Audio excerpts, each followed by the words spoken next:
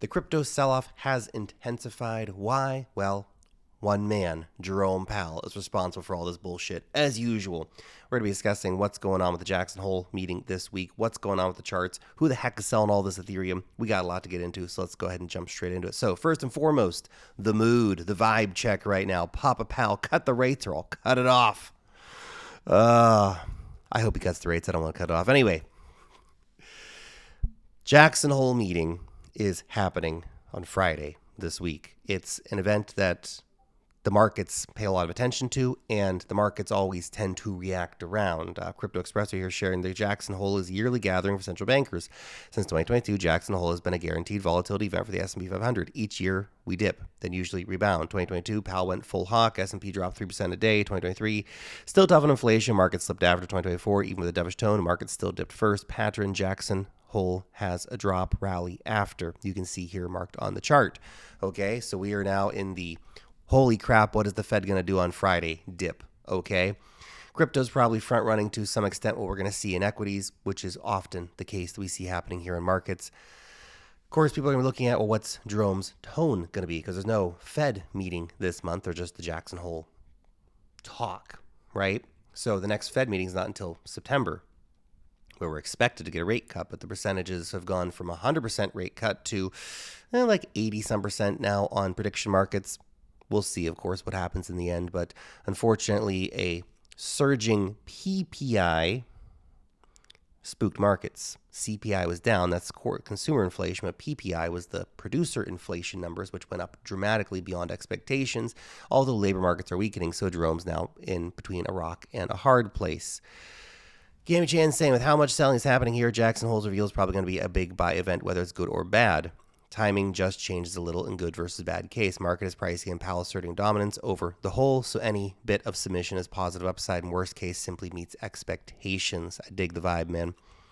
Goldman Sachs expects the Fed to cut interest rates 3 times before the end of year as U.S. job market weakens. This is the problem. The Fed's now looking and saying, well, PPI is going up. Its consumer inflation could also go up, but if we don't cut soon, the job market's going to continue to weaken. That's a real problem. They have a dual mandate, and of course, one of those mandates is now problematically sliding, which is the job market. So Jerome Powell is now again stuck between a rock and a hard place.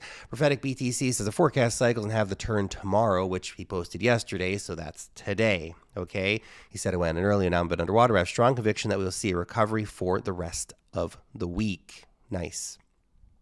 Now, just in case you get spooked by any of this short-term noise, Alliance Bernstein, who I really think needs to rename their company to Alliance Bullstein, because these guys are just nonstop bull posters, okay? But anyway, Bernstein predicts the bull market extending into 2027, Bitcoin heading 150 to 200K in the next year.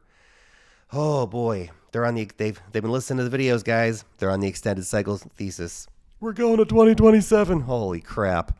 Anyway, price of Bitcoin came back down today to our key demand zone. Remember we were talking about this sort of $112,000 range here. Well, today we got down to $112,570. Okay, so we broke this support line here. We lost the 50-day EMA. Big sell-off, of course, yesterday in the cryptocurrency markets. We did at least come back down to this key level. So let's see, as long as this holds as support, we're probably going to do okay. If that breaks, hold on to your butts, guys. By the way, if you're trading these markets, you need to exchange to do that on. That place is called BitUnix. We're doing a lot of my futures trading these days. Here's the deal. No KYC, no VPN, no BS. You can just come over here and trade long the rips, short the dips. They got all the big coins for you to trade. We're going to trade Bitcoin, Ethereum, Solana, XRP, or you want to trade some of the smaller stuff like dog coins. They got you covered. And here's the deal. Right now, limited time offer. When you sign up using the link right down below me here, go check it out. You're going to go straight to VIP level 3. That means a 30% fee discount. You get up to $400 in deposit bonuses. You deposit $2,000 or more, you get $400 cash back into your account. Plus, they have insane trading bonuses. Basically, the more you trade, the more money these guys are going to put straight back into your account. It's absolutely crazy, crazy deals here. So go check it out. Link down below. Thank you very much. So, Mr. Crypto posted this. Death cross on Bitcoin dominance. Altcoin season is coming. Now, it doesn't happen overnight. These moves are big moves, but Bitcoin dominance has finally faded, which is good. It's about damn time. It's been a long time. It's been one of the most insane Bitcoin dominance runs ever. But market is starting to pay more attention to altcoins, particularly ETH. CryptoKid posted this. ETH is about to take out an $8 billion liquidation leverage zone. You can see here this bright yellow area down here on the chart. That is the liquidation zone. Well, guess what? We took it out. Price went down just below that. Liquidated a lot of people here at the 20-day EMA yellow line on the chart here. Price hit 40.65 today, bouncing slightly back up now to try to recover that 20-day EMA. Entropic posts this. We're getting close to the bottom of the range for BTC and ETH, driven by liquidations. 10 million long position taken out on Binance in just one single go, as an example. No sign of structured spot sell-off. A lot of indicators showing that we are now in the bottoming phase. Be patient. Place limits to capture the wick. Wall Street has been selling ETFs today. BlackRock, Fidelity, ARK, 21 shares, all these guys selling tens of millions worth of Ethereum, which sounds like a lot and pretty scary, but then you forget we had $2.5 billion in inflows last week. So yeah, people are going to sell sometimes. That's fine. We have old whales selling now. These guys have been depositing to Coinbase and Binance, selling again tens of millions of dollars worth of Ethereum. We again have $3.5 billion coming out of the exit queue for stakers as well for ETH. So a lot of ETH being sold. Not all of it's panic selling, I would say. Some of it's just these guys locking in some profits, especially the stakers. They saw the price of ETH get up to finally almost previous all-time highs and saying, you know what, I'm going to take some money off the table, which is fine to do. We do have buyers, though. It's not all bad. Sharpling acquired 143,000 ETH. Great. Their total now is 740,000 ETH in total holdings. Good stuff, Sharplink Gaming. I hold that stock as well as BitMine for ETH Treasury Company stocks. Now, price of ETH, again, we came back down to retest 20-day EMA. Totally cool and normal. Remember, look at this back here, 2nd and 3rd of August. Everybody lost their effing minds when we had this pullback. Okay, we were trying to take out $3,800, which is the key resistance back there. Well, pulled back to the 20-day EMA. Quickly recovered, pushed higher. So if this is just another 20-day EMA retest, there's really nothing to worry about here. Okay? The question you need to ask yourself, where do you put yourself right now? Is it all over? Did we only get one all-time high retest for ETH and then it's all over and it's down to zero after that? I doubt it. Really out of the ordinary. We came back down for a 20-day EMA retest, which of course is retesting the previous breakout range at $4,000.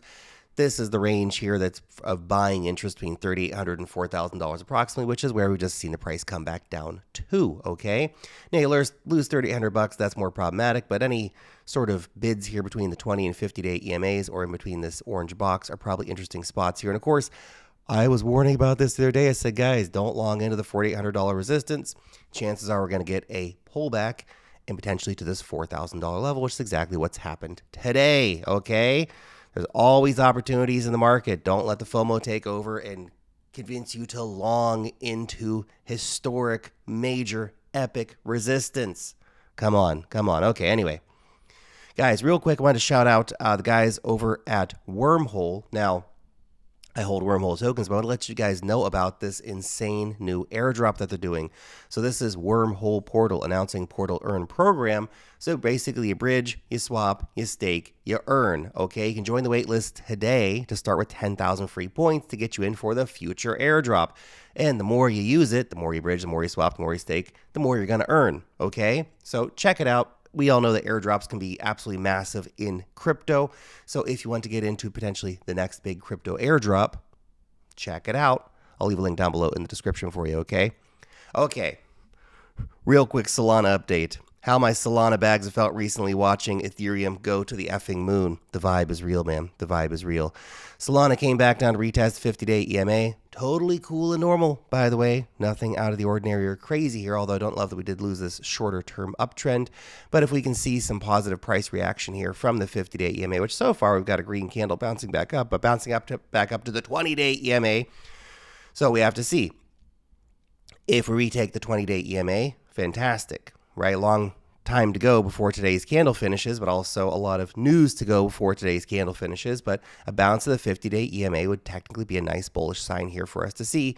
But the trick now is we have to get back over the 20-day EMA, because if you just have an underside retest of the 20-day EMA, that could be a bearish sign. So we need to reclaim the 20-day EMA sooner than later, which currently is sitting right here around $182, okay? So that's key line here in the sand for Solana to reclaim in the short term. 50-day EMA bounce, though, was pretty nice. So let's see how it plays out moving forward. Real quick on XRP update.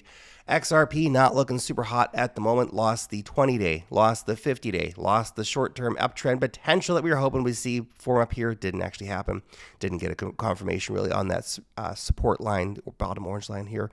So now we see 275 come into focus, okay? Any move back down there, that's the line that XRP bulls need to hold. 275, critical price support here for the asset. Let's see if bulls can hold that line or not, okay? Recover the 50-day EMA, potential long signal there as well. It's around 295 right now. Okay, that's it.